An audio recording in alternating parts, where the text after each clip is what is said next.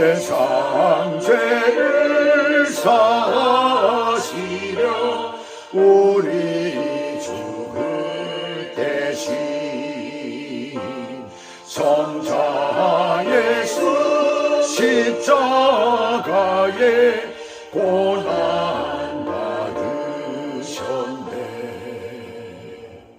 하나님은 사랑이라 죄악에 빠져도 우리까지 사랑하니 참 사랑 아닌가. 이 사랑에 감독하여 곧 주께 나오라. 고난 영혼 주께 맡겨 구원을 얻으라. 하나님은 사랑이라 죄악에 빠져도 우리까지 사랑하니 참 사랑 아닌가.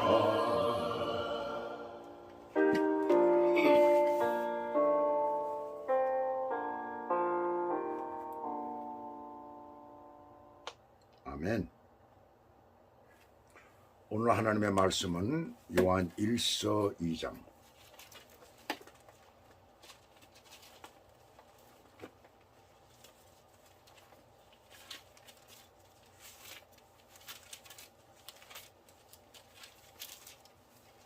요한 1서 2장 3절에서부터 11절까지입니다. 제가 봉독해 올려드리겠습니다. 우리가 그의 계명을 지키면 이로써 우리가 그를 아는 줄로 알 것이요 그를 아노라 하고 그의 계명을 지키지 아니하는 자는 거짓말하는 자요 진리가 그 속에 있지 아니하되 누구든지 그의 말씀을 지키는 자는 하나님의 사랑이 참으로 그 속에서 온전하게 되었나니 이로써 우리가 그의 안에 있는 줄을 아노라. 그의 안에 산다고 하는 자는 그가 행하시는 대로 자기도 행할지니라. 사랑하는 자들아, 내가 새 계명을 너희에게 쓰는 것이 아니라 너희가 처음부터 가진 옛 계명이니 이 옛 계명은 너희가 들은 바 말씀이거니와 다시 내가 너희에게 새 계명을 쓰노니 그에게와 너희에게도 참된 것이라. 이는 어둠이 지나가고 참빛이 벌써 비침이니라.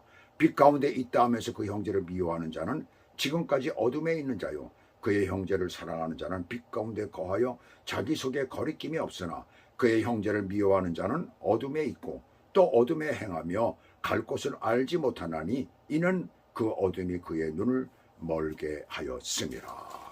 아멘. 오늘 하나님의 말씀 제목은 예수님을 아는 자의 증거라고 이렇게 제목을 붙였습니다. 증거라는 것은 어떤 말이나 일이 사실인지 아닌지를 뒷받침하는 구체적인 정황이나 기록을 뜻하지요. 그래서 흉악한 범죄를 저질렀어도 증거가 불충분해서 재판관은 죄를 정할 수가 없습니다. 그러한 증거는 우리의 삶 가운데서도 많이 있어요. 한 아이가 같은 동네에 어느 집사님에게 물었어요. 하나님은 눈에 보이지 않는데 어떻게 믿을 수 있습니까? 라고 물었어요. 그랬더니 집사님은 그 아이에게 바람개비를 하나 주고 그 아이를 데리고 바람이 많이 부는 들판으로 나갔어요. 그러면서 그 아이에게 이랬습니다. 그 들판에 나가서 눈을 감고 바람을 바라보려 애를 써봐라. 그러면서 바람이 보이니? 그리고 물어봤더니 아이가 고개를 저었어요. 아니요, 보이지 않는데요. 그때 이 집사님은 그렇게 말을 했습니다. 그러면 내 뺨에 무엇이 느껴지니? 바람이 많이 부니까 그 느껴지는 그 시원함이 있지 않느냐. 그리고 손에 들린 바람개비가 지금 막 돌아가고 있지 않느냐. 그것을 한번 보렴. 바람 그 자체는 보이지 않지만 바람이 일으키는 결과와 현상을 통해서 우리는 바람이 거기에 있다는 것을 분명히 알 수 있지 않니? 하나님도 우리 눈에 보이지 않은 분이시지만 우리의 육체와 마음뿐만이 아니라 이 우주 만물에 존재하고 계신 분이시란다. 그때서 이 아이가 정말 그렇군요 라고 하면서 그것을 받아들였다고 합니다. 세상에서 믿지 않는 자들이 하나님이 없다고 하고 엉뚱한 우상을 만들어 놓고 신이라고 하며 하나님을 믿는 자들을 핍박하며 불의를 행하는 자들에게 로마서 1장 19절부터 보시면 이렇게 말씀합니다. 이는 하나님을 알만한 것이 그들 속에 보임이라. 그들 속에 보인다는 거예요. 그들이 살아나는 것 속에 보인다는 거예요. 하나님께서 이를 그들 속에 보이셨느니라. 창세로부터 그에 보이지 않은 것들, 보이지 아니하는 것들, 곧 그의 영원하신 능력과 신성이 그가 만드신 만물에 분명히 보여 알려졌나니 그러므로 그들이 핑계하지 못할지니라 라고 말씀합니다. 하나님이 계시다는 증거는 이 세상에 차고도 넘친다는 거예요. 얼마든지 있다는 것입니다. 그렇다면 예수님을 안다는 증거는 어떤 분이 제게 하나님이 계신 것은 인정하는데 예수님이 하나님의 아들이라는 것, 하나님이시라는 그분이 하나님이시라는 것을 인정할 수 없다는 거예요. 어떻게 인간으로 이 땅인데 인간으로 왔는데 어떻게 그분이 하나님이시라는 얘기입니다. 이러면서 이제 저한테 질문을 하더라고요. 자, 이 사람은 어떤 사람이에요? 여호와의 증인에 한 번쯤 빠져본 사람이에요. 여호와의 증인이 그렇게 말을 하거든요. 인간일 뿐이다라고 얘기를 한 거죠. 인간 중에서는 좀 특별한 분이다 이렇게 말하거든요. 제가 이제 그 사람에게 그래서 삼일체를 자세하게 설명하려고 하니까 도망가 버리더라고요. 다들 얼른 몇 마디 이해하고 붙잡으려고 그러더니 얼른 도망가더라고요.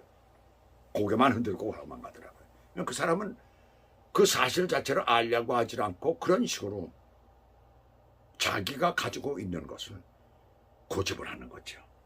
이 노인네니까 더 그런 거예요. 예수님을 안다는 것은 누구든지 구원을 받는데 제일 중요한 거예요. 예수님을 모르면 구원이 안 됩니다. 삼일째 하나님이시며 아들이신 예수님이 이 땅에 육신으로 오실 수밖에 없는 이유. 지난 시간에 제가 요한일서 2장 1절 2절에서 제가 분명히 말씀을 드렸습니다. 오실 수밖에 없는 이유. 지금 이 시간에 그걸 어떻게 다 얘기를 할 수 있겠어요. 그래서 여러분들이 궁금하시다면은 물론 오늘 같이 예배드리는 여러분들은 관계가 없지만은 그러나 궁금하시다면은 유튜브를 보시는 분들 혹시 계시다면 찾아서 보시기 바랍니다. 요한일서 2장 1절과 2절의 말씀입니다. 제 이름을 치면 나옵니다. 오늘 유튜브 보는 분들은 관계가 없겠지만 그렇지 않은 분들은 가스펠 최우선 목사를 치든가 아니면 좋은 사람들을 치면은 볼 수가 있습니다. 오늘은 성도 중에 아직도 예수님을 잘 모르는 분들을 위해서 그리고 하나님과 교제하는 자에게 나타나는 어떤 특별한 표징을 통해서 무엇이 예수님을 아는 것인가를 말씀드리도록 하겠어요. 오늘 먼저 3절을 보시면 그의 계명, 곧 예수님의 계명을 지키면 예수님을 아는 줄로 안다고 했어요. 함께 보시죠. 우리가 그의 계명을 지키면 이로써 우리가 저를 아는 줄로 알 것이요. 뭐라고 그랬습니까? 계명을 지키면이라고 그랬어요. 여기서 우리는 그의 계명, 예수님의 계명이 무엇인가를 먼저 알아야 되겠죠. 계명으로 번역된 그 원어는 엔톨라스라는 그런 말인데 그 원형이 엔톨레예요. 구약에서 하나님이 주신 율법 중에 하나님의 백성이 지켜야 할 도덕적 규례들을 뜻하는 것으로서 대표적인 것이 십계명입니다. 이것은 신약 시대에도 구약의 전통을 이어받아서 생활의 기본 규범으로 삼고 있지만은 예수님께서는 이를 요약하여 하나님과 사랑과 이웃 사랑으로 두 가지의 핵심으로 이렇게 말씀을 해주신 거예요. 그래서 하나님 사랑과 예수님 사랑. 마태복음 22장 우리가 37절에서부터 40절까지 볼까요? 예수께서 이르시되 네 마음을 다하고 목숨을 다하고 뜻을 다하여 주 너의 하나님을 사랑하라 하셨으니 이것이 크고 첫째 되는 계명이요 둘째도 그와 같으니 내 이웃을 내 자신과 같이 사랑하라 하셨으니 이 계명이, 이 두 계명이 온 율법과 선지자의 강령이니라라고 말씀을 합니다. 요한은 요한일서 2장 안에서 계명이라는 단어를 무려 6번이나 사용하고 있어요. 그것은 성도들이 참여해야 함을 말씀하고 있는 것입니다. 계명이 그렇게 중요하다는 것을 얘기를 하고 있는 거예요. 도덕적 규례들, 그래서 굉장히 중요하다는 것을 말하고 있죠. 왜 계명을 지키는 것을 중요하게 여겼을까요? 물론 앞에 말씀드릴 때 예수님을 아는 것이라고 했죠. 계명을 지킬 때 예수님을 안다라고 했죠. 예수님을 아는 것이 지식으로 알면 되지 왜 꼭 계명을 지켜야 됩니까? 그것은 안다라는 단어와 모이는 것에 이유가 있어요. 이 문장엔 안다라는 단어가 두 개가 나옵니다. 두 단어가 쓰임이 각기 달라요. 첫 번째 나오는 우리가 알 것이요의 기노스코멘이라는 말인데, 이 단어는 현재형으로서 지식적 알의 의미로 쓰였어요. 그래서 원어상으로 거기를 보게 되면 기노스코멘 호티에 에그노카멘 아우톤이라고 되어 있습니다. 우리가 저를 아는 줄로 알 것이요. 근데 거기 두 개가 나오잖아요. 아는과 알 것이요. 그래서 기노스코멘은 알 것이요이고 아는이라는 단어가 또 하나가 나옵니다. 그건 에그노카멘 아우톤이라는 말인데 히브리어로 우리가 이걸 잘 봐야 돼요. 야다라는 말입니다. 아담이 그의 아내 하와를 알아서 가인과 아벨을 안 것처럼, 알아서라고 되어 있어요. 가인과 아벨을 낳은 것처럼 예수 그리스도를 남녀 간의 부부 사이 혹은 깊은 연애 관계처럼 아는 것을 말하고 있는 것입니다. 자, 남들과의 사이에서, 자, 여기서 우리가 생각을 좀 해봐야 되는 거예요. 남들과의 사이에서 가장 그 사람을 잘 알 수 있는 길이 뭡니까? 연애 거는 사이 아니에요. 아니면 부부 사이 아니에요. 부부는 남남이 만나가지고 하나가 됐잖아요. 부부 사이나 아니면 연애 거는 관계에서부터 부부 사이가 가장 잘 아는 것입니다. 이러한 알매 관계를 형성하고 살아가는 자는 요한복음 15장에서 말씀하는 것처럼 너희가 내 안에, 나의 말이 너희 안에 있다는 것과 같은 거예요. 자, 귀신들도 예수님을 보고 떨었지요. 왜? 지식적인 알을 갖고 있었기 때문에요. 그러나 그들은 야다가 아닙니다.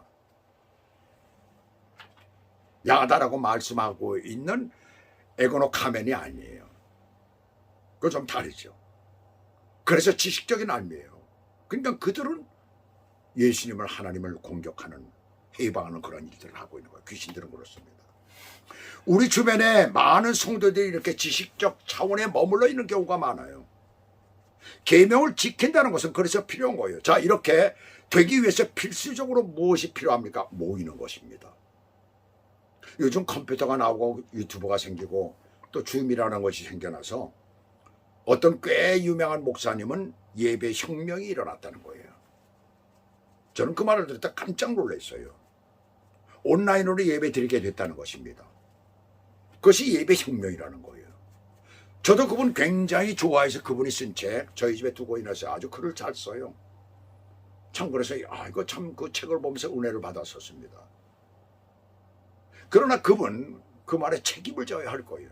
제가 누구라고는 얘기를 안 합니다. 지금 이 말을 들으면 누군지 다 알 거예요. 저도 이렇게 유튜브를 하지만 실제 예배 드리면서 오늘 정말 녹화를 하잖아요. 왜 제가 유튜브를 할까요? 전도 차원에서 복음을 전파한다는 차원에서 유튜브를 하고 있죠. 그래서 가까운 몇 분에게는 실제로 보내드리기도 합니다. 예배와 동시에 교회 생활은 신앙생활의 가장 중요한 요소죠. 물론 코로나 팬데믹 같은 그런 상황에서 특수 상황 때에는 생명을 위협하는 때이기 때문에 많은 교회들이 그때 당시에 문을 닫았던 적이 있습니다. 물론 그런 아주 상황에서도 끝까지 문을 안 닫은 그런 교회도 있었어요. 신약 성경에 쓰여지던 때, 그 이후 핍박이 심하던 때에도 성도들은 생명을 내걸고 숨어서 모였고 끝까지 땅굴까지 파고 들어가서 모이고 예배를 드렸습니다. 아니, 모이지 않고 근처에 사는 분들에게 메시지를 전해도 될 거 아니에요. 누군가를 시켜가지고 여러 사람에게 메시지를 전하면 될 거 아닙니까? 그러나 그렇게 하지를 않았어요. 이것은 교회사에 그대로 드러나고 있습니다. 하나님, 예수님을 알고 실천하는 일, 함께 모이는 일에 생명까지도 그들은 가볍게 여겼던 것입니다. 이제 4절에서 6절까지는 그의 계명을 지키는 자와 지키지 않는 자에 대해서 말씀합니다. 자, 여기서 계명이라는 말이 자꾸 나오는데 이 계명은 무엇과 관계 있으면 사랑입니다. 예수님의 사랑을 말하는 거예요. 예수님께서 두 가지 계명으로 압축을 했다고 그랬잖아요. 근데 그 두 가지 중에 뭐 하나님 사랑과 이웃 사랑이잖아요. 바로 이 사랑을 말하고 있는 거예요, 계명. 그것으로 진리가 있는 자인지 없는 자인지 알 수 있다는 것입니다. 3절에서는 그의 계명을 지키는 것으로 그리스도를 아는 자라고 했잖아요.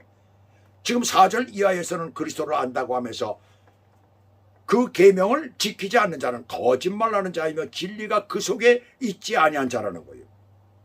이 말은 그 당시 영지주의자들이 그리스도를 내가 알고 있고 영적으로 구원받은 것이 확실하니까 그렇게 열심히 신앙생활 안 해도 된다고 말하는 거예요. 즉 그의 계명을 지키지 않는 것과 같은 거예요. 계명을 지키는 것과 지키지 않는 것, 이렇게 서로 반대되는 삶을 통해서 계명에 대한 순종이 하나님에 대한 참 지식과 직접적인 관계가 있다는 것을 우리들에게 말씀해 주고 있는 거예요. 그래서 계명을 지키는 것은 하나님에 대한 지식을 소유한 사람의 특성인 것입니다. 그래서 하나님에 대한 지식, 하나님을 바로 안다라는 것은 바로 이 계명을 지키는 것이 그대로 나온다는 것을 말하고 있습니다. 그래서 예수 믿는 사람들 보면은 그 계명을 말을 안 해도 너 이렇게 해라 저렇게 해라 하지를 않아도 지키잖아요. 되도록이면 그 악한 일에 가지를 않잖아요. 그런 일을 하지는 않잖아요. 멀리 가지는 않잖아요. 그리고 하나님 앞에 가까이 나아가기를 힘쓰잖아요. 그것은 하나님과의 교제에 있어서 절대적으로 필요한 요건인 것입니다. 이러한 모습이 나타나지 않는다면 곧 거짓말하는 사람인 거예요. 그러므로 나는 죄질을 짓지 않았다는 것과 나는 그리스도를 안다라고 하면서 계명을 지키지 않는 사람은 구원받을 수 없는 사람인 거예요.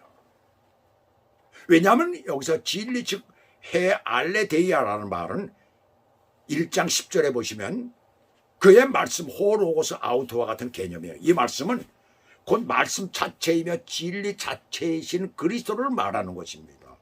그것은 진리가 그 속에 있지 아니한 사람은 그리스도를 전혀 알지 못하는 사람이며 그리스도와 전혀 관계가 없는 사람인 거예요.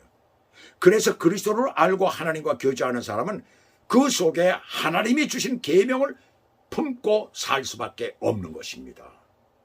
기가 막히죠. 그래서 그리스도를 알고 하나님을 아는 사람은 그 계명을 품에 품고 살 수밖에 없는 거예요. 그것은 곧 계명을 철저하게 지키는 거예요.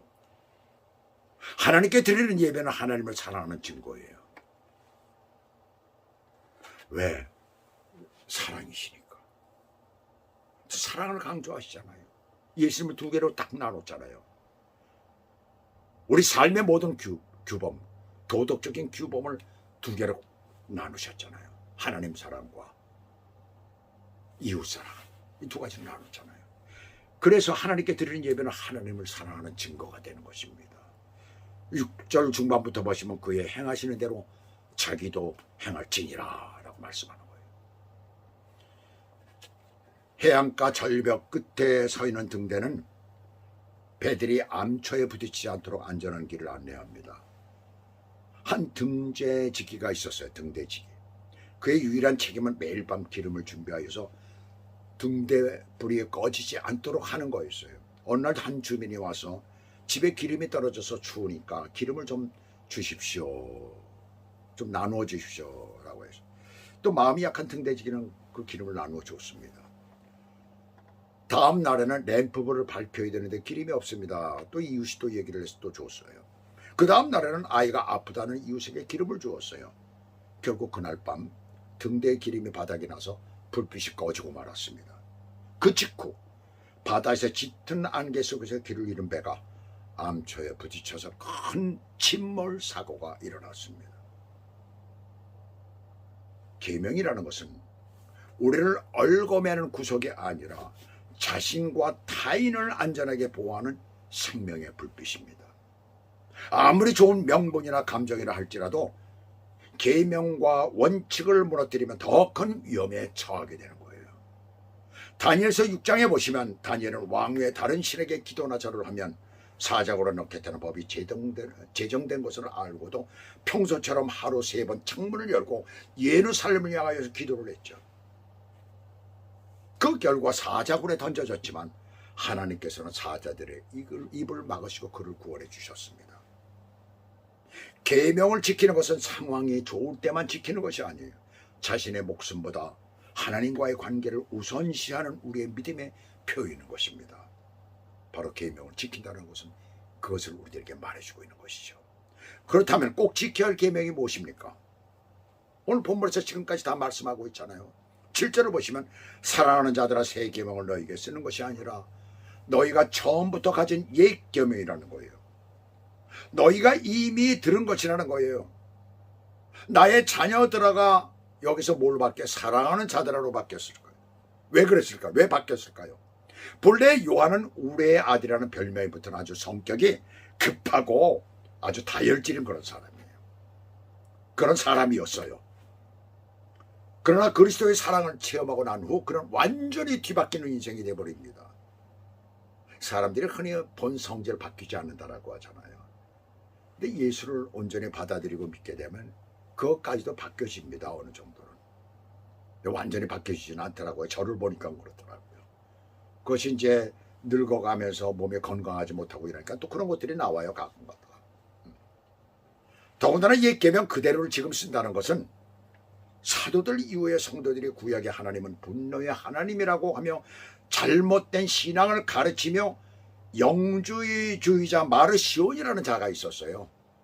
그 사람의 미혹에 사람들이 많이 그때 당시에 빠져들어갔습니다. 그래서 그런 것을 경계하기 위해서 이렇게 얘기를 하는 것입니다. 그래서 옛부터 있었던 것이다. 지금 우리가 사용하는 것도 바로 그것이다라는 것이죠. 그래서 처음부터 가진 옛 계명이라고 강조하는 것입니다. 그러면서 8절에서 내가 너희에게 새 계명을 다시 쓰노니, 다시 쓴다는 말은 다시 기억하게 한다는 그런 의미입니다. 그것은 예수님에게나 너희에게 참된 것이고 그로 인해 어둠이 물러가고 참빛이 벌써 비치고 있다는 것이에요.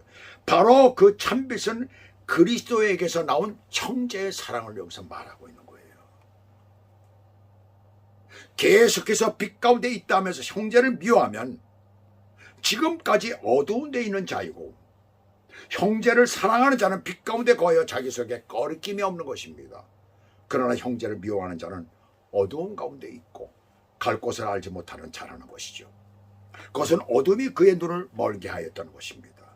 형제 사랑은 곧 믿음의 삶의 뚜렷한 방향과 비전을 보여주는 거예요. 그러므로 우리는 나의 믿음의 형제와 언제나 서로 사랑하며 서로 화해하며 아름다운 미래를 바라봐야 될 것입니다. 주님께서는 오늘 그리스도를 아는 자, 그 중에 가장 중요한 것이 뭐예요? 하나님 사랑과 이웃 사랑입니다. 그래서 형제 사랑을 마지막으로 우리들에게 가르쳐주면서 이 땅에서 우리가 실천해야 될 것이 사랑이다. 그것이 도덕적 모든 구약 성경에서 말씀하고 있는 것이나 신약 성경에서 말씀하고 있는 것, 그 모든 것의 최종 집합체다라고 말할 수 있어요. 그러한 사랑을 하시며 살아가는 저와 여러분 되시길 주 예수 그리스도의 이름으로 축복합니다. 기도하시겠습니다.